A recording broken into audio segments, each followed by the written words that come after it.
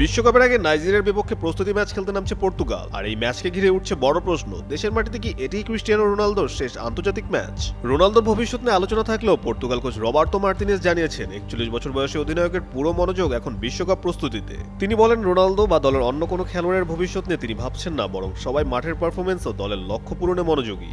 Record ষষ্ঠ বিশ্বকাপ খেলতে যাওয়া রোনালদো ইতিমধ্যে পর্তুগালের হয়ে 227 ম্যাচে 143 গোল করেছেন, যা পুরুষদের আন্তর্জাতিক ফুটবল ইতিহাসের সর্বোচ্চ।